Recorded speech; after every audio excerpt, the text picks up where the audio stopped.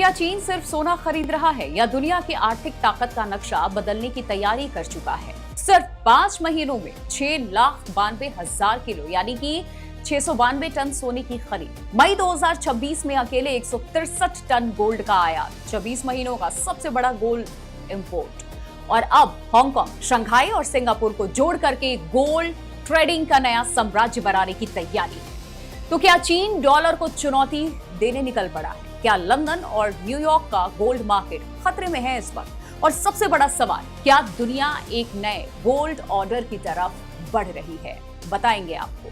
आज के इस एक्सप्लेनर में हम डिकोड करेंगे चीन के गोल्ड प्लान का पूरा ब्लूप्रिंट आपके सामने लेकर आए हैं। पार्ट बाय पार्ट ये स्टोरी आपके सामने रखेंगे। सबसे पहले पार्ट 1, चीन की रिकॉर्ड गोल्ड खरीद की हम बात करेंगे। देखिए, चीन में साल 2026 के शुरुआती 5 महीनों में 692 टन यानी कि 6,92,000 किलो सोना खरीदा।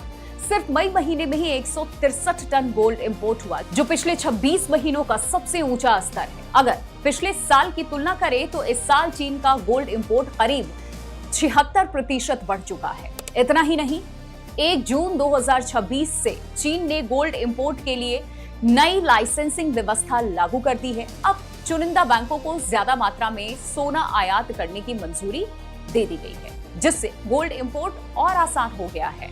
लेकिन सवाल यह है कि आखिर चीन इतनी तेजी से सोना क्यों खरीद रहा है? तो इस सवाल का जवाब भी रखते हैं आपके सामने पार्ट 2 में। सिर्फ रिजर्व नहीं, पूरा गोल्ड सिस्टम बदलने की तैयारी में है इस वक्त ड्रैगन। अगर आपको ये लगता है कि चीन सिर्फ अपना गोल्ड रिजर्व इस वक्त बढ़ा रहा है, तो तस्वीर अधूरी देख रहे हैं आप। असल में बीजिंग की रणनीति कहीं ज्यादा बड़ी है। चीन अब सिर्फ गोल्ड खरीदने वाला देश नहीं रहना चाहता, वो चाहता है कि दुनिया सोना खरीदे भी उसके जरिए, रखे भी उसके पास, ट्रेड भी उसके प्लेटफॉर्म पर करे और कीमतों का असर भी उसके बाजार से ही तय हो। यानी सिर्फ सोना नहीं, सोने का पूरा इकोसिस्टम चीन के नियंत्रण में हो, ये चीन चाहता है। अब बात पार्ट 3 की करते हैं इसके। चीन का मास्टर प्लान है ये। दरअसल चीन 4 बड़े मोर्चों पर इस वक्त काम कर रहा है। सबसे पहला मोर्चा, अपने केंद्रीय बैंक यानी कि पीपुल्स बैंक ऑफ चाइना के जरिए लगातार गोल्ड रिजर्व चीन बढ़ा रहा है। वहीं दूसरे प्लान की हम बात करें तो हांगकांग में नया प्रीशियस मेटल्स क्लियरिंग सिस्टम तैयार करना, और तीसरा सिंगापुर के साथ मिलकर के एशिया का सबसे बड़ा गोल्ड स्टोरेज हब बनाना। ये चीन इस वक्त प्लान तैयार कर रहा है।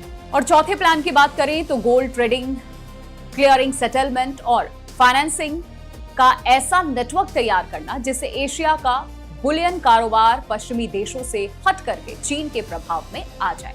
यानी कि गोल्ड खरीदने से लेकर के उसकी डिलीवरी और फाइनेंसिंग तक पूरा सिस्टम, सब कुछ चीन संभाले। अब इसके पार्ट 4 पे आते हैं।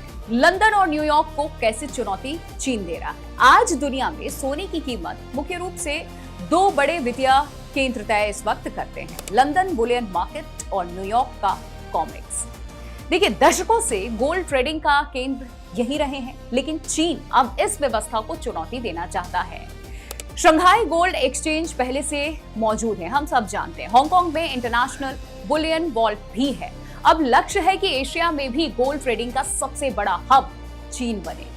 यानी कि भविष्य में सोने की कीमत तय करने में बीजिंग की भूमिका कहीं ज्यादा मजबूत हो। चाइना इस पर पूरी तरीके से काम कर रहा है। पार्ट 5 की हम बात करते हैं, डॉलर को चुनौती कैसे चीन सोच रहा है। चीन की गोल्ड खरीदारी का सबसे बड़ा आर्थिक मकसद है डॉलर पर निर्भरता कम करना। 2022 में रूस यूक्रेन युद्ध के बाद अमेरिका ने रूस की विदेशी संपत्तियां फ्रीज कर दी थी। उस घटना ने दुनिया को कई केंद्रीय बैंकों को सोचने पर भी मजबूर कर दिया था कि अगर डॉलर आधारित संपत्तियां कभी भी प्रतिबंधों की चपेट में आ सकती हैं, तो फिर सुरक्षित विकल्प क्या होगा?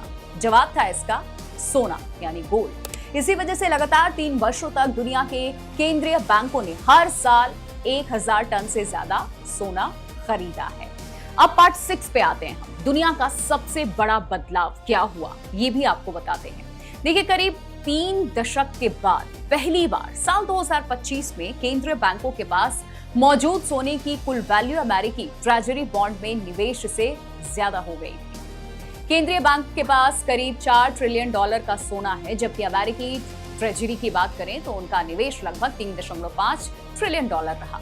इतना ही नहीं, सोना अब यूरो को पीछे छोड़ करके अमेरिकी डॉलर के बाद दुनिया का दूसरा सबसे बड़ा अंतर्राष्ट्रीय रिजर्व एसेट बन चुका है। यानी दुनिया धीरे धीरे अपने विदेशी मुद्रा भंडार में सोने की हिस्सेदारी इस वक्त बढ़ा रही है। पार्ट 7 की बात करते हैं। चीन का असली लक्ष्य रेनमिनबी। चीन का सपना सिर्फ गोल्ड मार्केट नहीं, असल लक्ष्य है चीन मुद्रा रेनमिनबी यानी कि आरएमबी को अंतर्राष्ट्रीय स्तर पर मजबूत बनाना। जब किसी देश के पास बड़ा गोल्ड रिजर्व होता है तो फिर उसकी मुद्रा पर भरोसा भी उतना ही बड़ा होता है, बढ़ जाता है। और इसी भरोसे के सहारे चीन दुनिया में युआन आधारित व्यापार इस वक्त बढ़ाना चाहता है। आज चीन 32 देशों के साथ लोकल करेंसी स्वैप एग्रीमेंट कर चुका है।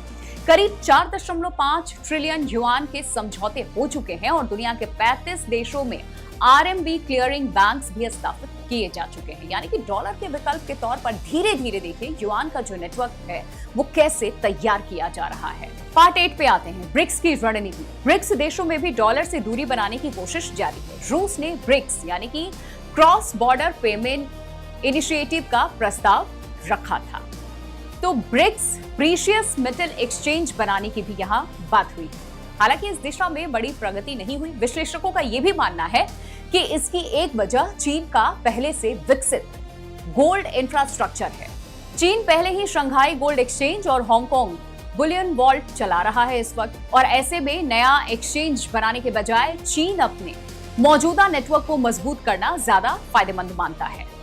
अब पार्ट 9 पे आते हैं, भारत की रणनीति। भारत ने भी पिछले कुछ वर्षों में अपने गोल्ड रिजर्व में लगातार बढ़ोतरी की है। 2018 के बाद से आरबीआई ने धीरे धीरे गोल्ड खरीदना शुरू किया था। 2026 तक भारत ने अमेरिकी ट्रेजरी में अपनी हिस्सेदारी घटाकर के लगभग 21% कर दी थी और साथ ही सोने और अन्य नॉन डॉलर एसेट्स में निवेश भी बढ़ाया भारत ने। तो भारत के विदेशी मुद्रा भंडार में सोने की हिस्सेदारी की बात करें तो लगभग 13.57% तक पहुंच चुकी है।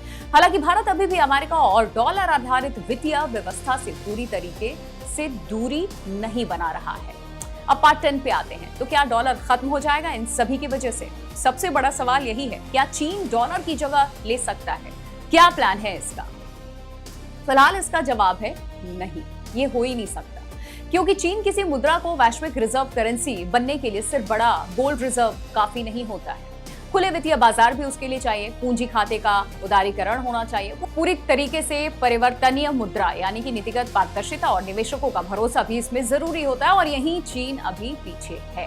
रेमिनबी की वैश्विक विदेशी मुद्रा भंडार में हिस्सेदारी अभी भी लगभग 2% के आसपास है। वैश्विक भुगतान में भी इसका हिस्सा करीब 3% से कम है, यानी कि चुनौती बनी हुई है, जरूर है यहाँ पर। लेकिन डॉलर की जगह लेना अभी भी चीन के लिए आसान नहीं होगा। तो कुल मिलाकर के इसका कंक्लूजन क्या आ रहा है? जब हम बात कर रहे हैं चीन आखिरकार इतना सोना क्यों खरीद रहा है, 692 टन सोने की खरीदारी सिर्फ निवेश नहीं हो सकती, एक दीर्घकालिक भू आर्थिक रणनीति है। बीजिंग गोल्ड रिजर्व बढ़ा रहा है, गोल्ड ट्रेडिंग इंफ्रास्ट्रक्चर बना रहा है, हांगकांग और शंघाई को वैश्विक बुलियन हब बना रहा है, डॉलर पर निर्भरता धीरे धीरे घट रहा है और रेनमिनबी को मजबूत करने की बुनियादी तैयारी कर रहे हैं। यानी कि चीन सिर्फ सोना नहीं खरीद रहा है, वो भविष्य की वित्तीय व्यवस्था में अपनी जगह सुरक्षित कर रहा है धीरे धीरे। अब सबसे बड़ा सवाल यहाँ से ये निकलता है कि क्या आने वाले दशक में गोल्ड मार्केट का जो केंद्र है लंदन और न्यूयॉर्क से निकल करके एशिया आ जाएगा? फिर पश्चिमी वित्तीय व्यवस्था अपनी पकड़ बनाए रखेंगी क्या इस पे? इस बदलती आर्थिक लड़ाई पर पूरी दुनिया की नजर टिकी हुई है।